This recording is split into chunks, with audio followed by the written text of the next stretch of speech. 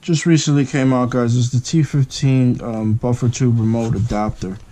Now, a while back I was looking up some information really on the FSC pistol, and I came across a video from the 2017 paintball extravaganza, and they went over a few of the newer guns and things that are coming out for First Strike. And one of the things they looked at was a T15 with some Magpul parts on it. Now, if you look at the video, and the guy basically takes T15 off the wall, and he looks down the barrel to aim it. You can see, you notice there's a little silver piece here, and there was a nipple, the airline coming out. And I paused it. I really looked at it, and I obviously saw what it was. And I then went on the website, tried to see what information I could get, and all I really saw was a newsletter that mentioned this by name, some of the parts. They never really mentioned this in the video at all. And if you go on the First Strike homepage, you'll notice there's a player aiming on a T15, and it has the tan Magpul parts on it. And if you look toward the back where the stock is, you'll see a little silver piece there. That's what this is. I was pretty excited when I saw this, and I knew that this was going to come out, guys. And I'll tell you why, is because it would allow me to use an actual AR buffer tube that I can, have customized, like the one I got here with a Spartan logo on it. Now, there wasn't much information that came out on it until it was really released. And based on the pictures, I didn't think the tube came with it. I thought it was just the extension back here, the back part. When I got it in the mail, I thought that you can just screw this on and then screw the new one on, but that actually wasn't the case. This actually, you can take it off, but it doesn't just screw on typically using the threads. So I had to modify my actual buffer tube that I'm going to use on it, and I'm going to go over that with you. So in order to use this, guys, you have to remove the ASA that's in here. And how you do that is you have these two screws back here that you're going to have to remove.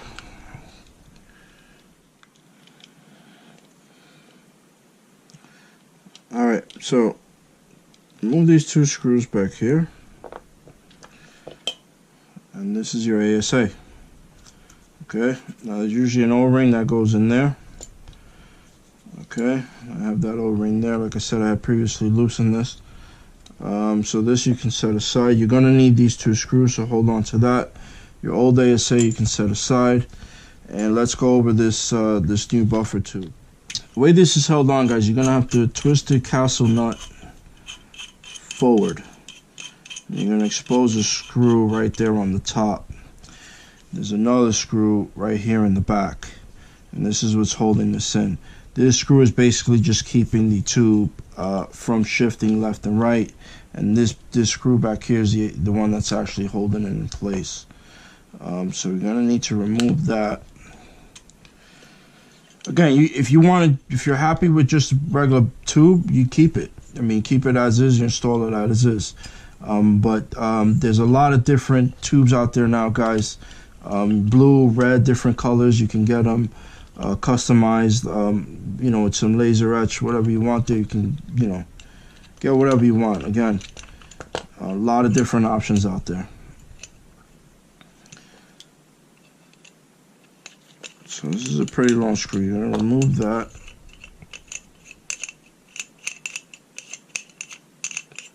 Okay. That comes out. You're going to have to remove this little guy up here. Okay, but you will need to remove this to kind of twist off this because it is in there kind of tight. So you're going to have to kind of wiggle it out a little. And then you can remove the tube. And this is what you're left with. Okay. Now, in order to install the air nipple and the two caps, you're going to need some Teflon. So you're going to put some Teflon there and here, and then thread it on and get it tight. Again, O-ring that goes there. There we go. Okay. Put this down there for a second. Okay. To put that in so that it's hold that down. It stays a little bit. I'm going to get the blue thread. Okay, you gotta remember blue thread because it is removable. So leak that a little bit. So you just want to the blue thread there around, and then you want to thread that through. Again, you gotta leave this some time to dry, guys. Give that a good 24 hours or so to dry, and then test it out, and then hopefully you won't be leaking. But if you do, you're just gonna have to kind of troubleshoot where the air is leaking out of, which would most likely be through one of the ports. So you're gonna then tighten these down and get these as tight as you can. There it is, just like that. Okay, so I'm gonna give it 24 hours, guys. I'm gonna put some air through it. Hopefully it seals. If it isn't, I'm gonna recheck these holes here, and it should be good, hopefully.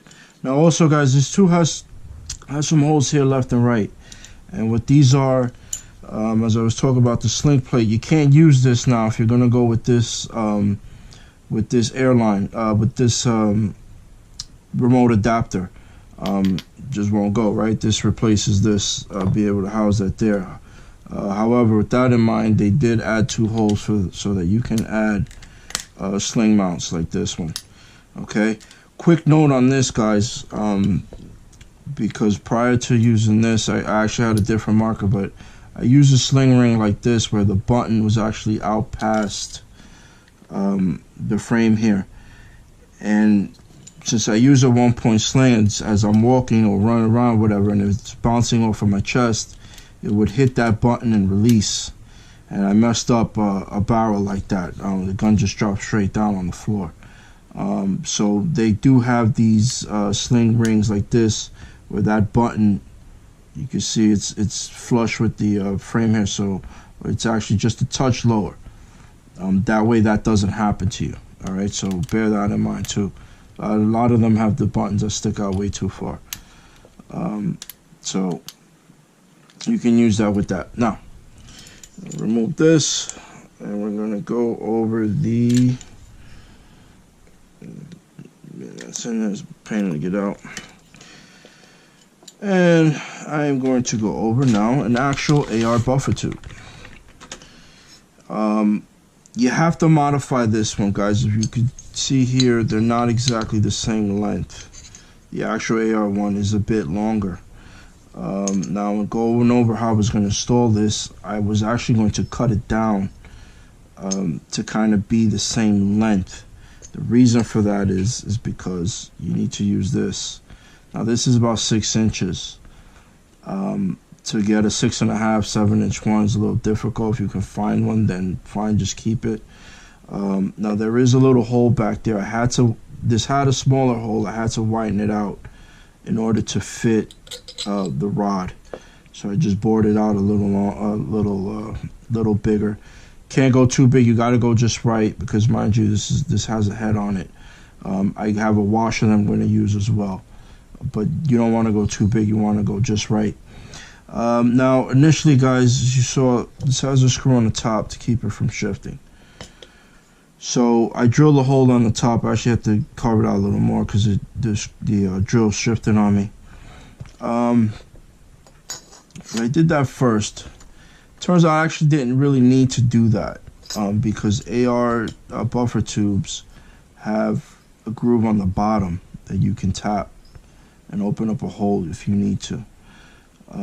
So after I did the top and I put it in,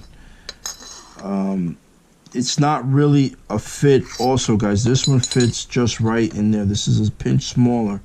This one fits, you see? It's a little tight going in there. Well, this is kind of loose. So after I drilled the top and I put it in, it had a little wiggle. So then I turned around, I decided to tap and drill the bottom. And I believe I did a number 10, 1032 I want to say.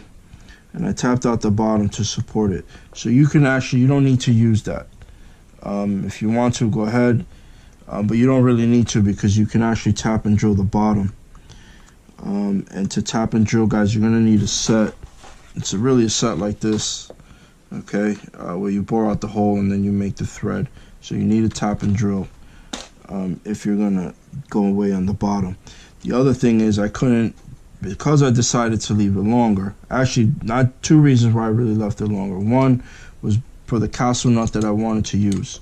The threading on an actual AR buffer tube and the one that comes from First Strike is not the same. This castle nut would not fit this, the actual AR.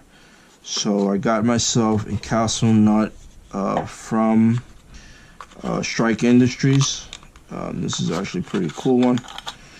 They actually have an extended end plate, very similar, obviously, to the new T15 remote adapter line. But I'm not going to need this part. I am going to need this part.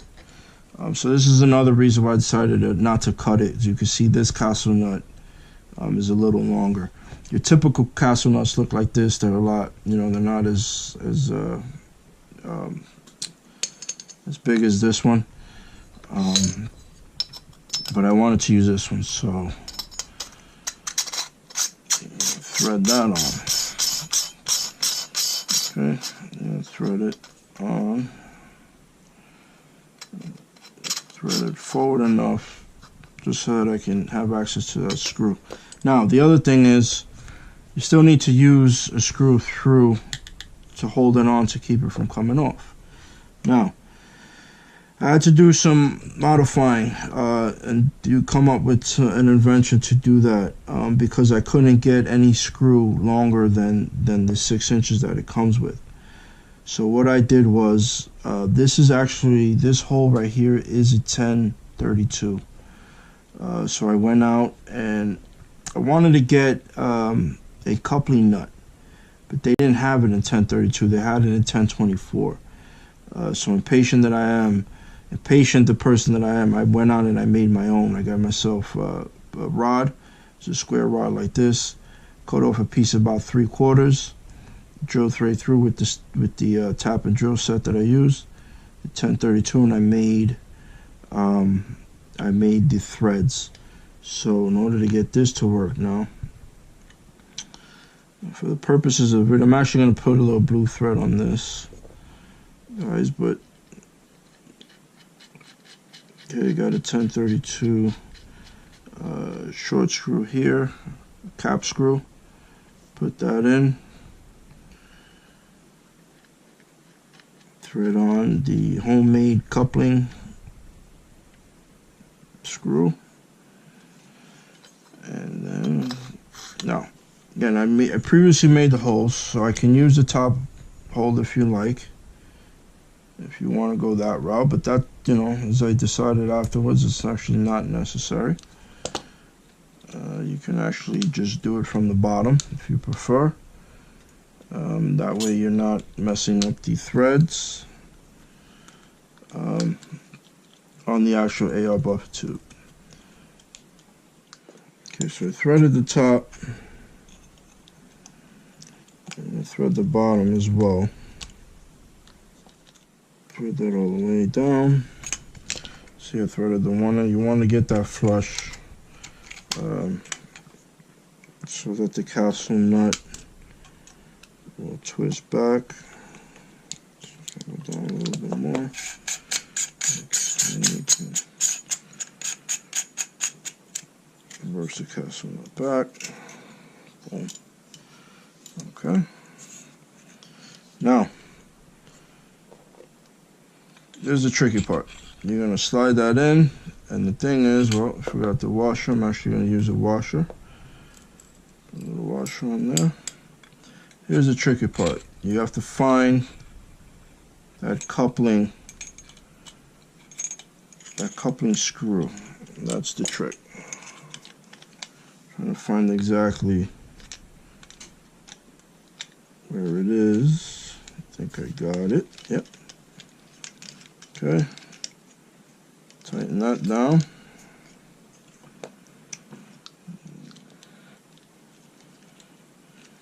Okay, tighten that in. There it is. Okay, we'll take these.